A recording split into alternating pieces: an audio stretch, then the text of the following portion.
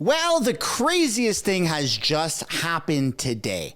Justin Trudeau did not show up in the House of Commons. Now, that's not the crazy part. What is crazy is the arguments that took place on the House floor. Look, it's our rights as tax-paying citizens here in Canada. Hell, even if you don't pay your taxes, it's still your right to see what happens in Parliament.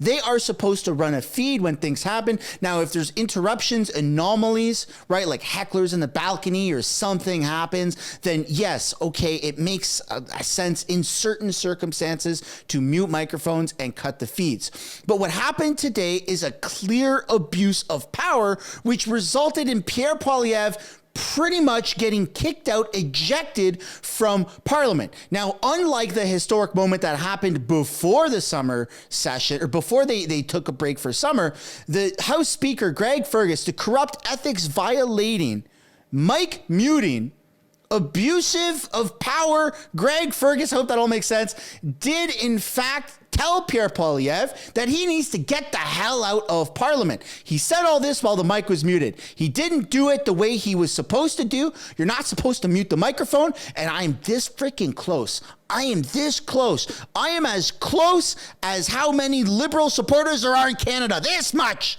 To doing a petition with all my platforms combined to have Greg Fergus under disciplinary action. It's an abuse of power. We have the right to see and hear what happens on that House floor. Yet, once again, we find ourselves in a position where every single day this week, Greg Fergus has abused his power and muted the microphone.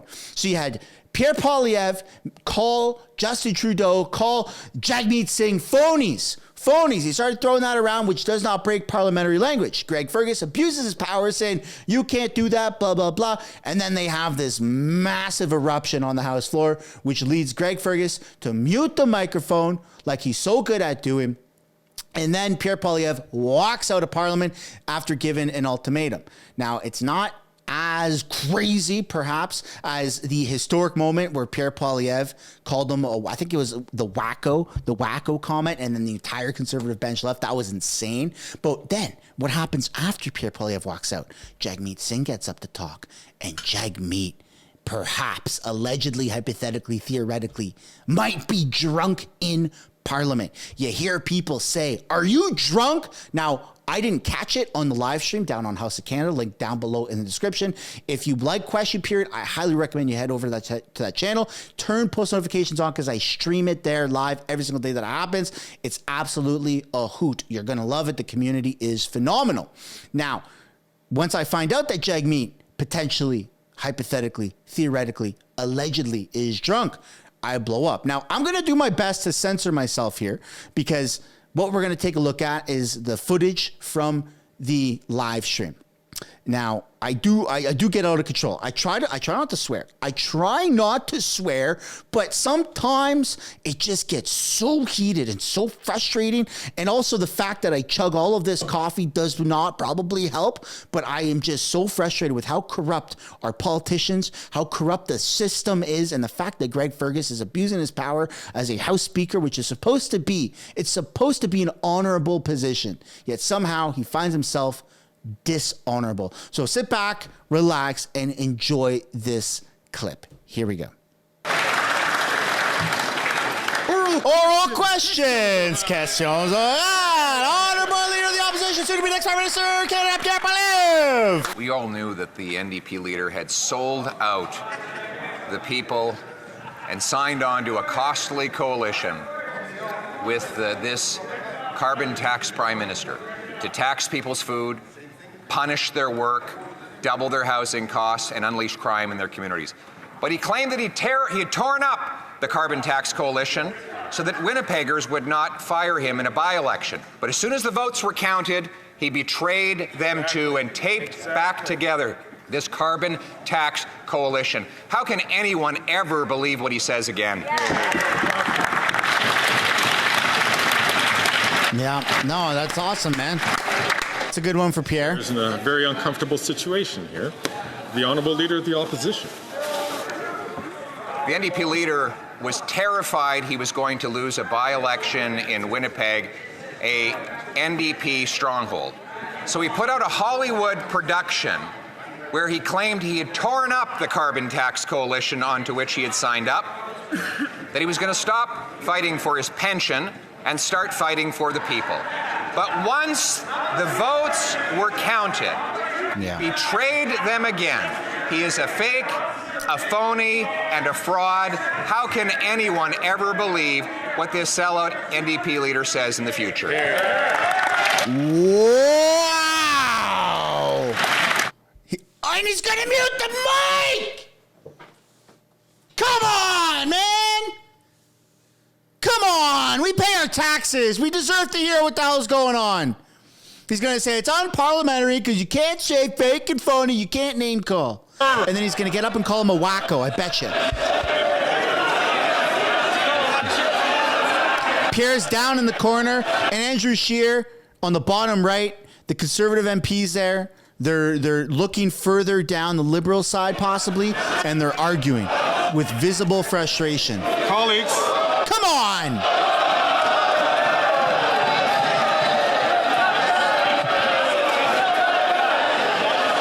Dude, I am this close to doing a petition.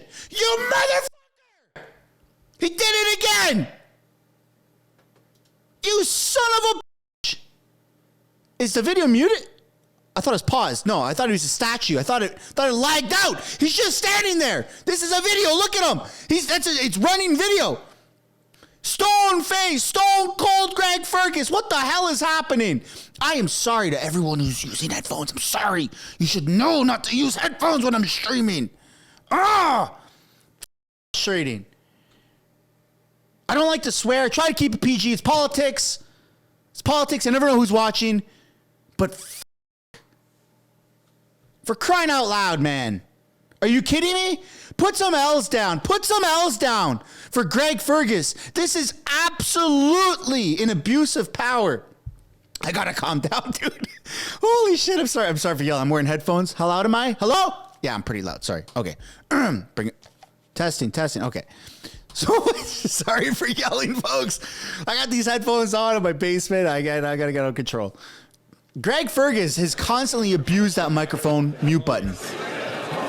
And he needs to face some sort of repercussions for doing so. Colleagues, there are some long-standing traditions of this House, which we should endeavor to respect. It is important that we ask questions in question period to make government accountable to the people of Canada.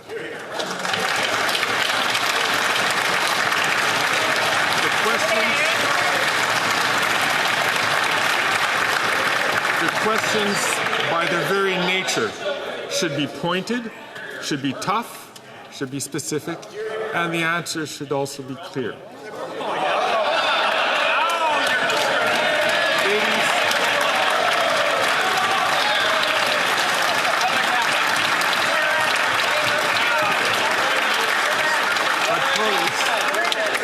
But colleagues, for this to work, we also have to make sure that we work within the rules that we have. There were some important questions which were asked, but were not related to the administration of the government. And therefore, there weren't responses to that. And it is important to make sure that we do that. We have so many other tools available to us as members to make the comments that we need to make outside of question period, to comment about how we want to do. Now, while the microphone was off, there were, I would suspect, although the chair didn't hear that, there might have been some strong words which were exchanged between members. Yeah, you, Greg. Ask members to please remember that Canadians are looking at us. Hell yeah, and the majority of them looking at this fucking stream. Really befitting of each of our constituencies and the country as a whole. So, you, Greg? Trying to gaslight people, bro? So with that in mind, let's move on to the next question. The Canadian Medical Association is corrupt bastard. About privatization. Corrupt bastard. Cuts. Canadians. Corrupt bastard. Excuse I'll me. say that to your face, Jagmeet. I'm having some difficulty You hearing gonna give me your Rolex collection if you fucking touch me? the House. Can I ask Holy members crap, man. who do not have the floor to not speak? I'm going to invite the honourable member from Burnaby South to start from the top, please. The Canadian Medical Association is worried about privatization in our healthcare system. They're worried about the real impacts of a dangerous shortage of frontline healthcare workers, family medicine, family healthcare workers. They're worried about specialist shortages, nurse shortages. The Conservatives want to make people pay to receive healthcare, and the Liberals are too weak to stop them. Why the Liberals letting Conservatives force people to pay out of pocket to receive healthcare? Here, here.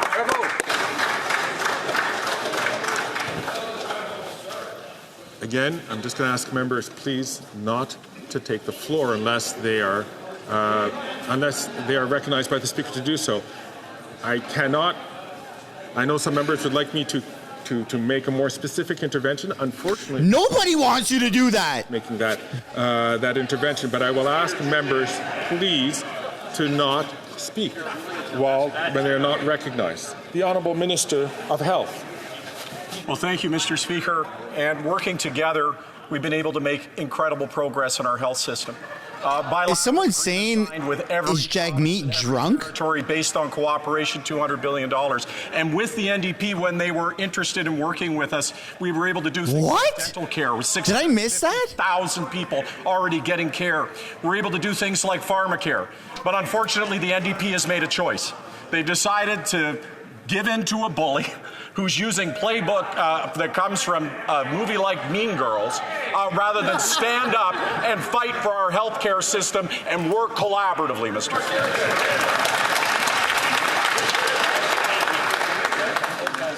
The Honourable Member from Regina Capel. After 9 years of this NDP Liberal government, taxes are up, prices are up, crime's up, time's up. And There you go. the NDP leader has sold out workers by devaluing their paycheck by supporting Liberal inflationary deficits. He sold out seniors and families by hiking the carbon tax, driving up the cost of food and home heating. And he has sold out young Canadians who have given up on the dream of home ownership thanks to the doubling of housing costs. And what did he sell them out for? To protect his pension. Now Canadians have to suffer longer just so he can get paid. So why doesn't the Prime Minister just call a carbon tax election so Canadians can decide? The Honourable Leader of the Government in the House of Commons. Thank you, Mr. Speaker. Mr. Speaker, I don't think we should be politicizing pensions, but if the member opposite or his leader wants to talk about the size of their pensions, then they should talk about that, because at a time when they are getting millions of dollars or will be getting millions of dollars in government pensions, they also look to cut the pensions of everyday Canadians. Wow. Mr. Speaker, we are here to support seniors no matter where they work, not just parliamentarians with their pensions. Thank you, Mr. Speaker. The Honourable Member from Regina Capel. It's Canadian seniors who are cutting back because of this government's cost of living crisis. They're cutting back on food and home heating because of the carbon tax and inflation that this government caused. But let's go back to the NDP leader. He had a really dramatic show this summer where he pretended to rip up the agreement, but then would never commit to actually voting non-confidence and giving Canadians the carbon tax election they so desperately want. It was all just a show. So simple question, during all those meetings with the Prime Minister and the leader of the NDP, was the Prime Minister just giving him acting lessons?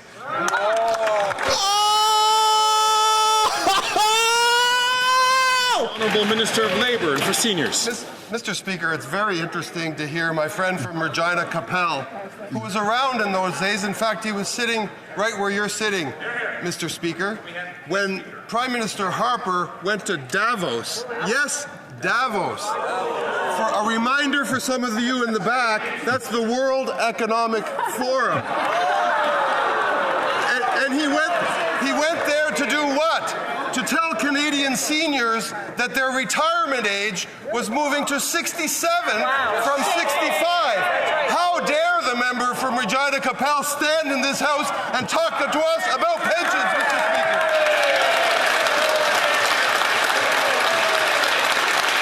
I didn't know that.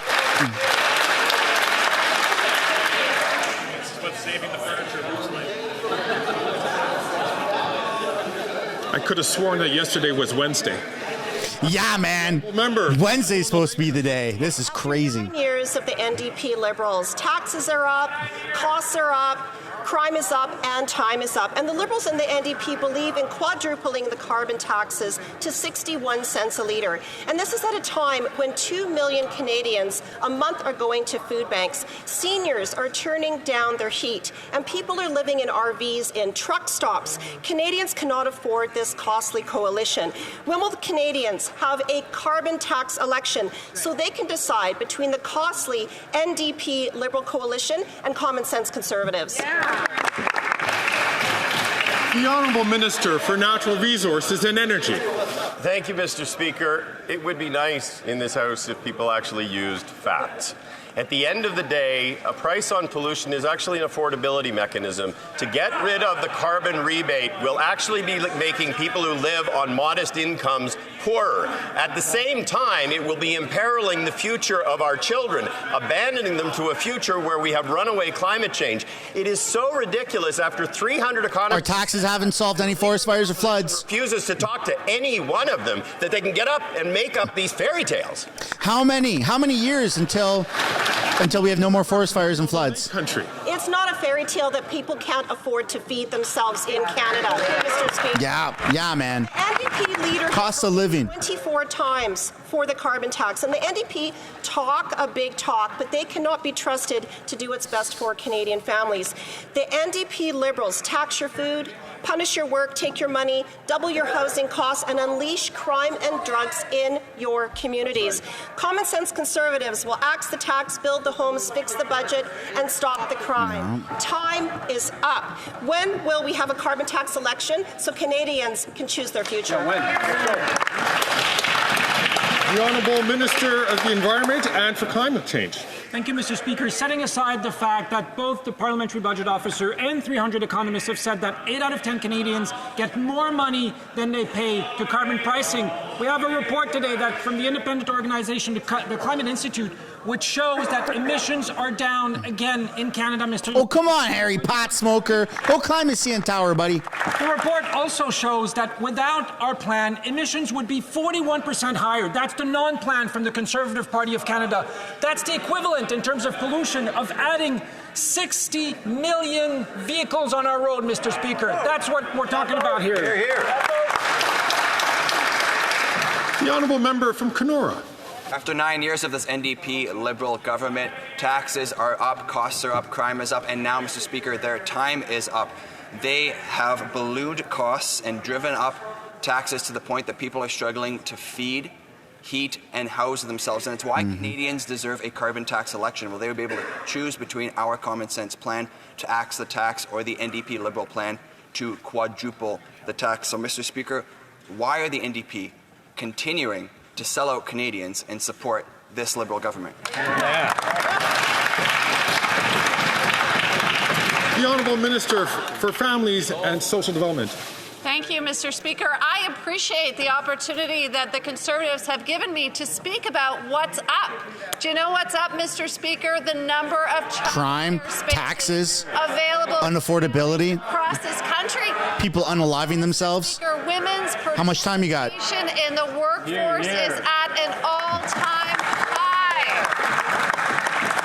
Because of our investments in the early childhood educator workforce, we've also seen that wages have gone up for this workforce, Mr. Speaker. And one more Canada Child benefit was raised in the summer, going up. The Honourable Member for Kenora.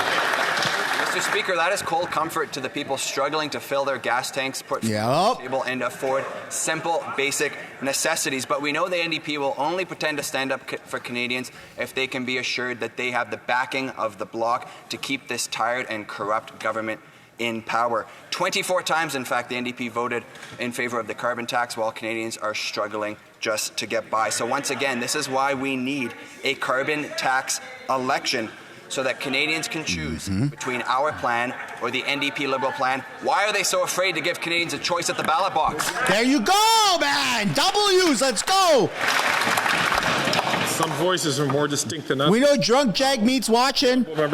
We know Liberals are watching, and Trudeau's at the cheese factory watching. Give some W's down for that Conservative MP so they can all see. After 9 years, taxes are up, costs are up, crime is up, and time is up. Time is up. Mr. Speaker, I like let's that. play some Jeopardy. I'll have conflicts of interest for $1,000, Mr. Speaker. Answer. This person is advising the Prime Minister while also negotiating a $10 billion contract with his own company. He's also not subject to conflict of interest rules. The correct response would be, who is Carbon Tax Carney? Yeah. Why is it that these Liberals want to pad the pockets of insiders and play Canadians for fools while enriching their own best friend? Yeah, well done. The Honourable Leader of the Government in the House of Commons. Thank you, Mr. Speaker. Mr. Speaker, I guess that member opposite will only get half his gold star from the leader today because all he did was announce the slogans, but he forgot to attack the other political parties. Mr. Speaker, when it comes to eminent Canadians who do not share the vision of the Conservatives, what do? They attack them. Mr. Speaker, there's a diversity of views in this country, and whether you agree with people or not doesn't mean that you should denigrate their character. Mr. Speaker, the Conservatives should be ashamed of how they treat their fellow Canadians. Thank you, Mr. Speaker. The Honourable Member from Kamloops, Thompson Caribou. Did she actually just say we should be ashamed about how we treat our fellow Canadians? The reality is that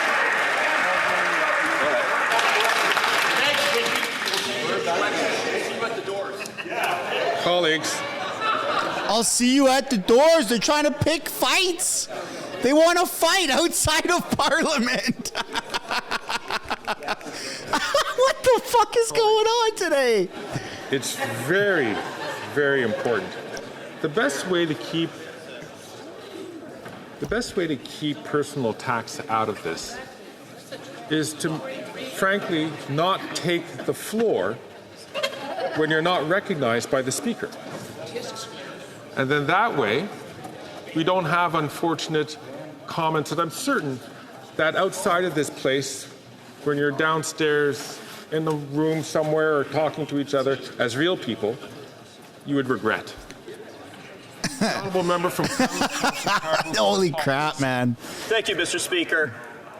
That answer speaks about shame. These Liberals should be ashamed for the way they are squandering Canadians' money while people are looking at the put some W's in the chat for that, man. That answer tells us another day at the pissing away our money. Another Liberal scandal, no big deal. This is a Liberal government that is long on entitlements and short on ethics. Carbon Tax Carney started advising the Prime Minister. Shortly after, one of his best friends got a $2 billion government. Why is this government lining pockets of its friends while Canadians line up at food banks? It's so crooked. It's so corrupt. The Honourable Leader of the Government in the House of Commons. It's friggin' frustrating. Wants to talk about entitlements, he should talk to the leader of his party who has a calculated $2 million pension, who lives in government housing, while at the same time looking to cut the pensions of Canadians, raise the age of retirement from 65 to 67, and cut the Canada Child Benefit and other benefits that help Canadians. Mr. Speaker, if he wants to talk to entitlements, he should look in the mirror first. Bro, if Pierre fixes the country, double his pension.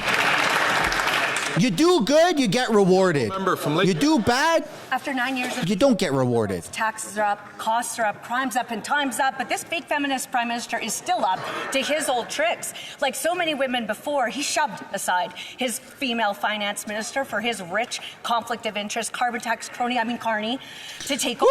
Carbon tax Carney will slap the carbon tax right back on home heating oil and let Canadians freeze in the dark this winter. He can afford those taxes, but they can't. Why is the finance minister letting herself be humiliated like this? Notice how it's only conservative women who are going after Freeland? Speaker, we won't take any lessons from the party opposite when it comes to fighting for equality in this country. Mr. Speaker, they were against $10 a day childcare. These are the cuts that they want to make, Mr. Speaker. They want to ensure and they support backdoor legislation that actually would ban abortions and take away women's right to choose, Mr. Speaker. Or Mr. Speaker, the fact that their leader uses misogynistic hashtags in their videos to attract. Didn't Trudeau elbow women on the House floor? From them when it talks to ensuring that we support women in this country. He's making his finance minister live in the shadow of carbon tax Carney. That's kind of misogynistic.